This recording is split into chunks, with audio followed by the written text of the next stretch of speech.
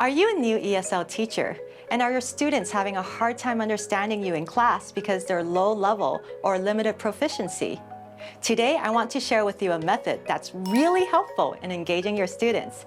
It makes class meaningful, fun, and they will remember the vocabulary you teach them. This method is called TPR, Total Physical Response.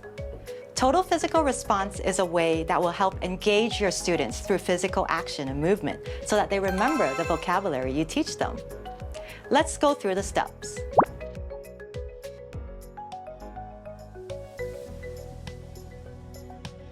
So the first step to TPR is introducing the vocabulary along with the action. So let's say, for example, we're going to teach daily routines today. So first, I will show a list of the words along with the visuals to help my students understand.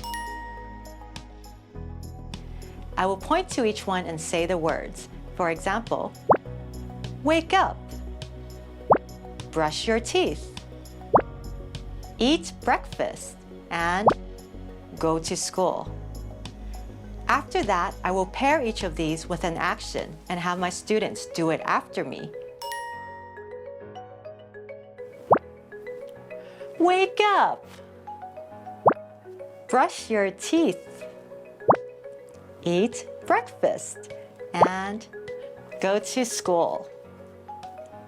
After that, we will go through the list again in order, where everyone says the word and also does the action.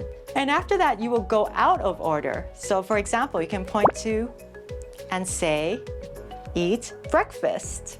Then you will make it even harder by asking everyone to close their eyes. Then you will say the word and they need to do the action. This, first of all, helps keep them accountable so they can't copy the person next to them when they do it. And there's no shame in doing it wrong because everyone should have their eyes closed. Also, this helps them feel the sound of the word and recall it in their memories.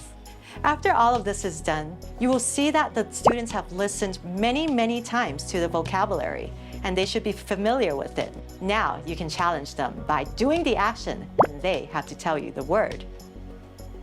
These are the first 5 steps to TPR. You can also add in some optional extensions where you expand their language. For example, you can create a dialogue with them where one person says, "What time do you wake up?" And the other answers, "I wake up at..." Or maybe you can ask, "What do you do after you wake up?" And the student answers you. Another option is you can create a timeline where the students have to put down what time they do each of their daily routines. These applications help them become more and more familiar with the language through repetition and different activities. Now that we've gone through all the steps to TPR, let me demonstrate this with a different language so that you can experience it from a language learner's perspective. I will teach this in Cantonese. See how you feel and how TPR works. Hey son, 刷牙 食早餐 返學 起身 刷牙 食早餐 返學 You will see you'll get more and more comfortable with the language, and that will help you remember the words. Let's do the action together. 起身 刷牙 食早餐 返學 Okay, let's make it a bit more challenging. Again, do the action when you hear the word. 食早餐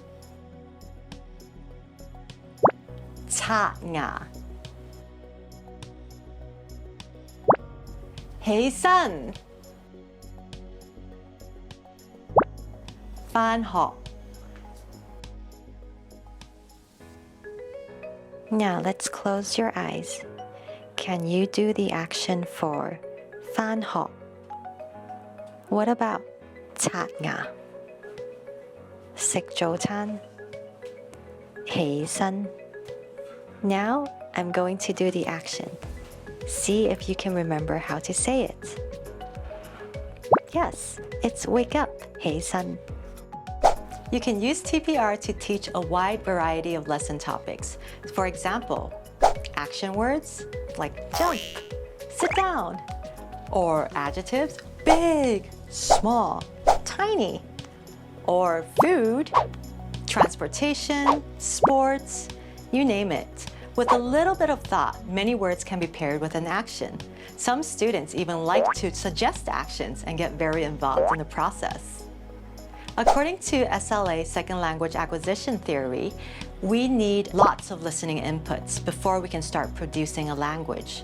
TPR provides this for our learners by giving them massive amounts of listening and repetition and pairing it with our body so that our entire being remembers what was learned. Try it out in your class. In our next video, we'll talk about another technique, circling, that you can use together with TPR to help your beginning language learners. See you there. Bye.